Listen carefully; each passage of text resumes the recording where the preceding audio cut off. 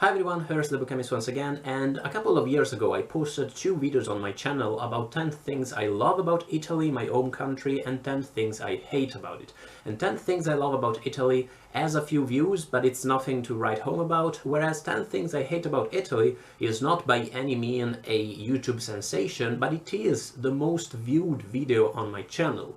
Which, if you spend several years filming like videos about books and talking about how great books are, videos you've spent a long time planning and filming, and then the one video that gets the most views is a video you filmed on a lazy morning about the things you hate about your country, that's very disheartening. Especially because I do not hate my country at all. I think Italy is amazing, and it is my favorite country in the world, and the more I travel, at the moment I don't live in Italy. I mean, at this very moment I am in Italy, but I live in the UK and I'll probably live there for some time more. The more I travel abroad and the more I live abroad, the more I realize that Italy is really the best country in the world, is the place for me. Other places are awesome. France is awesome, Sweden is awesome, Ireland is awesome, but Italy is really something else. At the same time that video gathered a lot of hatred and hateful comments. I stopped reading them a while ago, but every once in a while one comment catches my attention, and they're all hateful and very aggressive. And although of course some of those commenters are going to be simply assholes, I'm sure one or two of them simply saw the video in their YouTube feed and misunderstood its purpose. Also because the 10 things I hate are all humorous and silly things. It's not like I wanted to open a political discussion on the state of the country. So to try and make up the misunderstanding around those videos, today I've rewatched the 10 things I love and hate about Italy, and I'm revisiting them to see if I still hate and love the things I hate and love about Italy. By all means, if you are Italian yourself, or if you've lived in Italy for a while, or if you've even just visited it for a while, do let me know about your own experiences with the things I'm talking about. In the video I said that one of the things I hate about Italy is that in Italy there isn't that much junk food, and I still stand by that point. The same goes for the point about there's no cider around and there's not many varieties of tea, although in recent years quite a lot of tea shops have opened, so that point has been solved. It is hard to find junk food in Italy. There's lots of kebab places and there's lots of Chinese food restaurants. Lately everybody's losing their shit for all-you-can-eat Chinese and Japanese food, but that's pretty much it. Yes, you find occasionally other ethnic food, or like for instance burger parlors, but as a self-proclaimed hamburger expert, I believe it's really hard to find a good burger in Italy. You find lots of gourmet burgers, the very thick ones, in restaurants, but the places that sell patties usually tend to suck. They're not always that great. And I know what you're all thinking, and you're all saying Italy is the land of food, of great food, and why do you complain about such stuff as a lack of places such as Taco Bell or Nando's or whatever the fuck. Nando's sucks, by the way, but you know, actual good places like KFC or whatever. I mean, seriously people, of course I love Italian food, and I mean good Italian food, and I do believe that it is by far the best in the world. It is, when you live abroad for a while, you really do realize that it's not a stereotype, it's actually much better than any place else. It's not an exaggeration. Any other country kinda sucks on that front. The one cuisine I would compare to the Italian one, and lots of people are gonna call me a traitor for this, is the French. I do believe the French are kinda on our same level, I have to admit it, but besides them, yeah, we don't compare to anybody else. At the same time, if you are such a hardcore fan of slow food and you believe that we should only always eat gourmet and like DOC and that kind of stuff, I'm guessing you also only watch auteur movies, you only listen to jazz records, you only read the fucking classics, and chances are, in that case, you are kind of a horrible person. Another point was that American literature isn't so widely read in Italy. I do believe that's still true.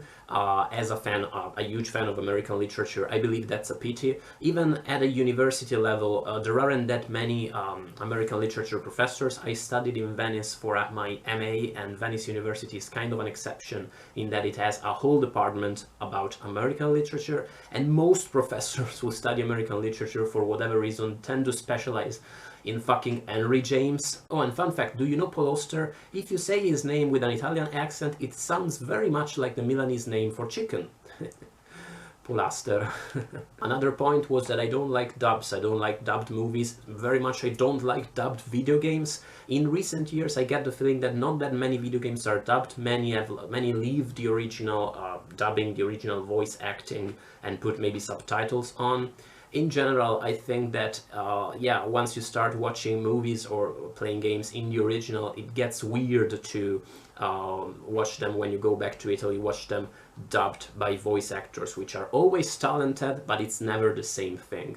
Also, one weird thing about that is that, like, everyone on television in foreign movies tend to have the same 3 or 4 voices after a while. It's weird when you're not used to it. I also said that drivers don't let you cross on the zebra lines. That's still true, but I'm going to give you also the other side of the coin, because as a driver I've realized that lately people have become way more dicky in the way they cross the road, cross the street, and lots of people cross the street outside the zebra lines and tend to get dicky when you look bad at them because you almost killed them and you would have gone to prison. Yeah, they tend to like, oh, well, what do you want? I'm just crossing the street. I also said that the university system in Italy does not compare to the British and American system.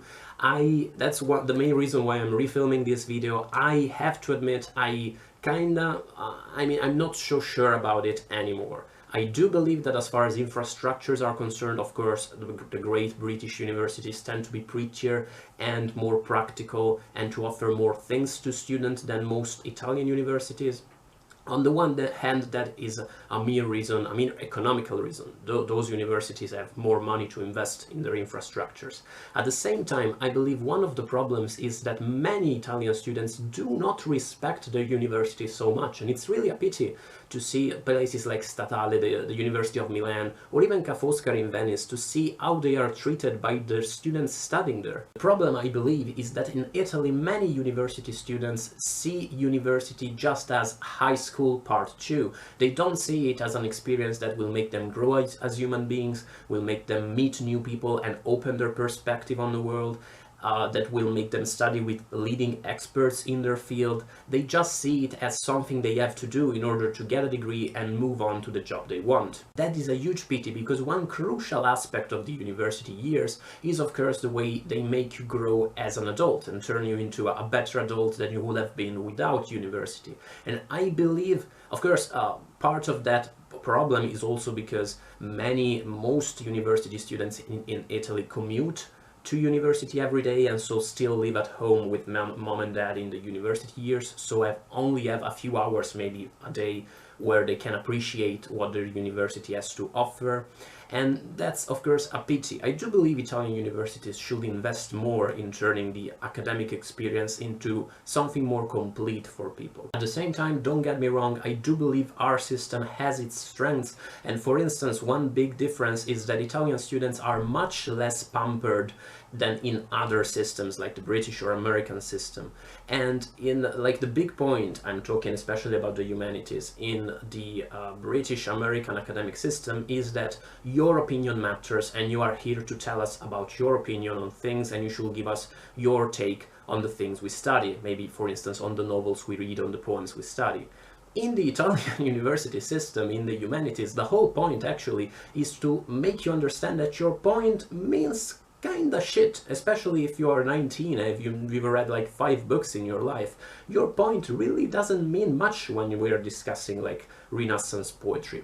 But that's the point of the enterprise. The point of the university is giving you the knowledge and the methodology to get to the point where your opinion will actually matter, because it will be substantiated by experience. That sounds like a harsh point, but it's not really. They're just 2 different systems for reaching the same results. And I do believe that the seminar aspect of Anglo-Saxon universities and the discussion element that is so important is also very good and a great thing. And it's it's also more fun to be a humanities student in the Anglo-Saxon system. But still, I believe that the 2 systems have their strengths and their weaknesses, and I wouldn't say nowadays that the Italian uni system is inferior inferior to the rest of the world at all. In the video I also mentioned how in Italy cafes are not really places where you can go there and study or read a book or enjoy yourself. You usually have to be quick with your stuff and then leave, or just have a chat at the counter, but you're not supposed to go there and stay there all afternoon. That's still true, I think. More and more places like literary cafes, those kinds of places are opening nowadays, but I have been kicked out from a supposedly literary cafe because I was sitting at a table. I've been sitting at a table for more than 1 hour, and the waitress was like, "Oh, this is not a library, but you do what you want." Like, she was very indignant, and I felt bad. I felt like as if I were there, like, slaughtering a goat on the table.